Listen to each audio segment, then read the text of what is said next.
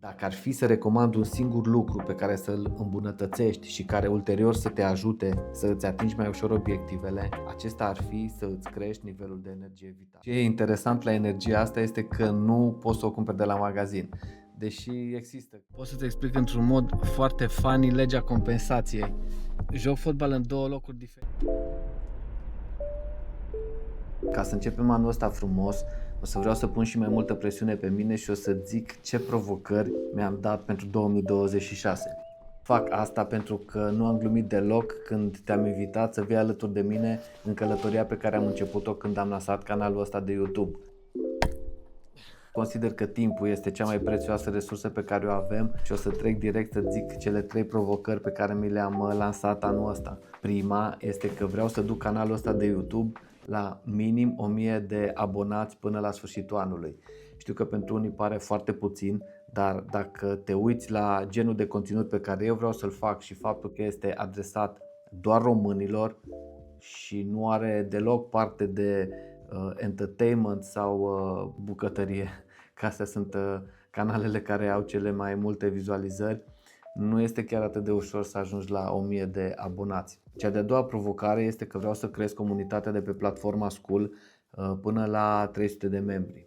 Asta este numărul la care aș vrea să ajung la sfârșitul anului. Cumva cele două sunt corelate pentru că în capul meu vor trebui să crească în paralel. Practic, conținutul de pe YouTube va fi cel care va genera înscrierile în comunitate, pentru că nu o să vreau să fac publicitate separată sau să o promovez pe celelalte rețele de socializare. Poate sporadic din când în când dacă o să mai postez câte ceva pe Facebook sau pe Insta. Dar în principal, abonările vor trebui să vină din conținutul de pe YouTube și practic dacă vreau să am abonați acolo, cu alte cuvinte, voi fi nevoit să cresc numărul de abonări pe YouTube. Le-am gândit așa ca să fie cu adevărat o provocare, pentru că ceea ce vreau de fapt să obțin din chestia asta este să mă motiveze să construiesc conținut cât mai mult pe YouTube, pentru că așa consider că o să reușesc să-mi îmbunătățesc abilitățile și skill-urile de care o să am nevoie să pot să dezvolt mai departe partea de a crea conținut în online. De ce fac chestia asta? Este pentru că din punctul meu de vedere, în viitor, tot business-ul se va învârti în jurul comunităților pe care le avem construite.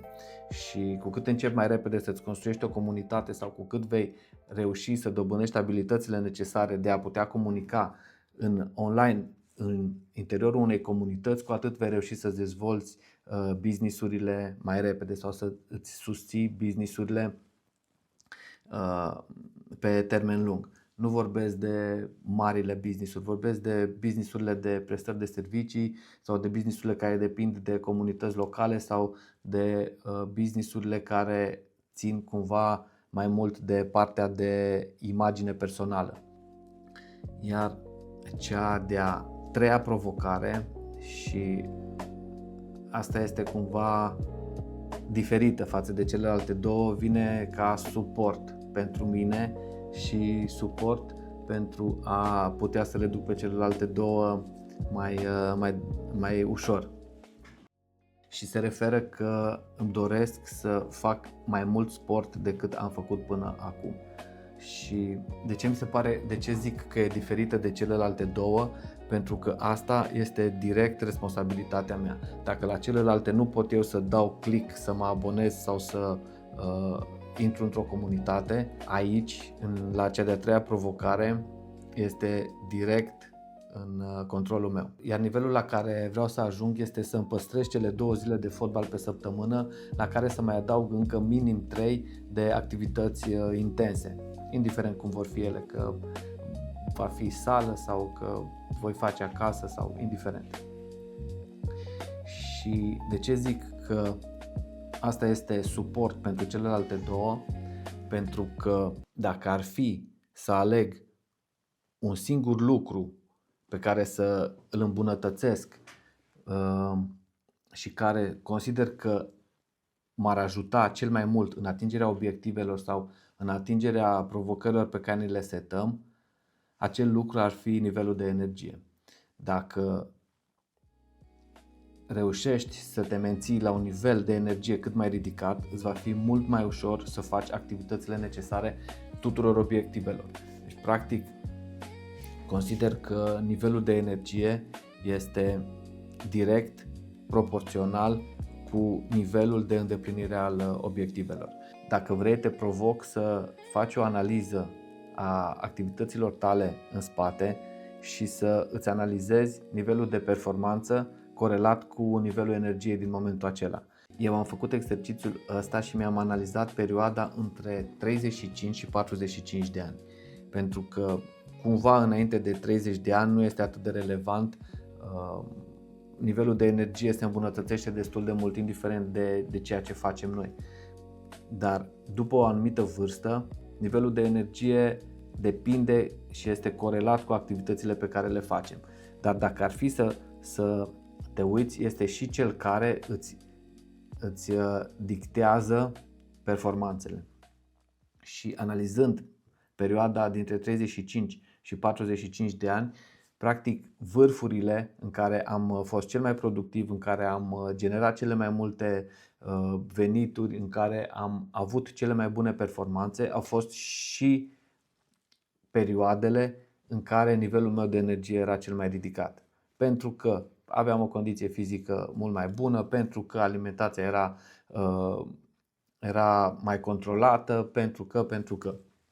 Ideea este că sportul este unul dintre factorii care te ajută să-ți crești nivelul de energie și de aceea mi-am propus ca activitate sau ca și acțiune suport pentru celelalte două să îmi cresc numărul de ore de sport pe parcursul unei săptămâni. Dacă ar fi să recomand un singur lucru pe care să-l îmbunătățești și care ulterior să te ajute să îți atingi mai ușor obiectivele, acesta ar fi să îți crești nivelul de energie vitală. Pentru că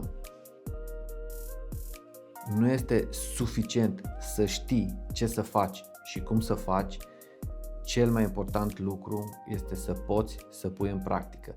Și nu doar să pui în practică, ci mai mult să susții pe o perioadă suficient de lungă de timp, astfel încât să producă rezultate pentru tine. Pentru că, în realitate, noi știm ce trebuie să facem pentru atingerea aproape oricărui obiectiv. Dar ceea ce ne este foarte greu este să susținem efortul pe o perioadă suficient de lungă de timp. Și de aceea cred că nivelul de energie pe care îl putem dezvolta și pe care îl putem folosi în acțiunile necesare este cel care va dicta și rata de succes a obiectivelor pe care le atingem. Lucru care este cel mai interesant când vine vorba de energia vitală este că poți să o obții din mai multe surse și asta e benefic pentru că fiecare suntem diferiți și avem posibilitatea să ne calibrăm energia în funcție de ceea ce suntem noi sau de cine suntem noi. Principalele surse de energie vitală sunt cele clasice pe care le știe toată lumea: sportul, nutriția și recuperarea, despre care nu o să vreau să vorbesc acum, și în schimb vreau să vorbesc despre cea care pare mai puțin intuitivă și cea care are potențialul să genereze cea mai mare cantitate de energie vitală. Este însuși scopul existenței noastre. Practic, cu cât scopul tău este mai mare, cu atât el va genera pentru tine o cantitate mai mare de energie vitală, mă refer. Gândește-te în momentul în care ți-ai propus să faci ceva care reprezenta un lucru important pentru tine. Indiferent dacă erai obosit sau nu, găseai cantitatea necesară de energie să faci lucrul ăla. Imaginează-ți dacă ai reușit să îți setezi un scop atât de mare încât el să fie cu mult peste ceea ce reprezinți tu ca persoană, cantitatea de energie pe care el ți-ar da-o pentru atingerea lui. Revenind la cele 3 provocări pentru 2026, Legat de canalul de YouTube e destul de simplu. Aici nu depinde de mine. Eu tot ce pot să fac este să-mi îmbunătățesc constant nivelul de conținut, atât ca și informații, cât și ca și calitate și ca și prezentare. Mai departe depinde de tine dacă dai click pe butonul de subscribe sau nu. Legat de comunitatea de pe platforma Skool. Aici aș vrea să mai vorbim un pic pentru că aș vrea să zic că deocamdată nu are forma finală și nu e pregătită să primească membri. Spun asta pentru că ieri s-a întâmplat o chestie ciudată, a intrat cineva și s-a înscris în comunitate, iar după aceea a părăsit imediat comunitatea pentru că într-adevăr nu are forma finală și nu este optimizată astfel încât să ofere încă ceea ce vreau eu de la această comunitate ca și nivel de informații. Sper ca la începutul lunii februarie să fie gata ca și structură și ca și formă cu informațiile pe care vreau eu să le pun acolo pentru a putea primi noi membri. Dar pentru asta o să fac un video special și o să anunț exact când sunt pregătit cu ea. Cam asta e treaba cu provocările mele pentru 2026. Vreau să îmi spui, dar sincer, într-un comentariu, ce crezi? O să reușesc să mă țin de ele? Crezi că la sfârșitul anului o să reușesc să am 1000 de subscriber pe YouTube și 300 de membri în comunitatea de pe platforma Skool? Chiar sunt curios, că pare puțin, dar experiența ultimului an mi-a arătat că nu e deloc ușor să ajungi să îndeplinești obiectivele astea, mai ales că comunitatea de pe Skool nu este cu intrare gratuită. Într-adevăr, nu e o taxă foarte mare, e mai mult o taxă modică pentru că am pus taxa asta mai mult ca o formă de a stimula implicarea în comunitate. Pentru că acea comunitate nu este a mea, este a oamenilor care vor reuși să extragă valoare din faptul că suntem împreună acolo. Și am urmărit mai multe comunități și mi-am dat seama că în momentul în care conținutul sau înscrierea în comunitate este gratuită, oamenii au tendința să o trateze cu mai multă superficialitate. Așa, în momentul în care plătești o taxă lunară, simți că trebuie să recuperezi măcar acea investiție. Și ăsta este motivul pentru care nu am lăsat comunitatea gratuită. Până data viitoare, ai grijă de tine, te salut! Am uitat să zic, dacă e marți, e zi de fotbal.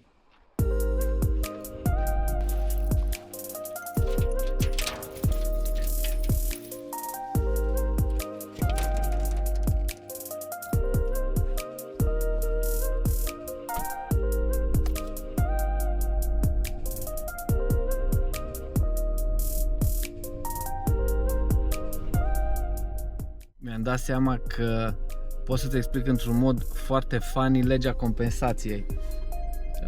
Joc fotbal în două locuri diferite și pentru că unul dintre ele este cel mai depărtat loc posibil, traversez practic toată Timișoara, fac între 30 și 40 de minute de la mine până acolo. Mi se pare ciudat după aceea cum s-au aliniat lucrurile și cum legea compensației lucrează încât cel de-al doilea loc, când a fost să aleg unde să joc, s-a întâmplat să fie exact la cel mai apropiat teren de mine. Practic e la câteva sute de metri, 500 de metri. Și mi se părea super funny cum lucrează legea compensației fără să-ți dai seama. Practic, pentru că până la primul teren mănânc o pâine și îmi fac încălzirea de 2 ori, s-a nimerit ca al doilea să fie cel mai aproape posibil.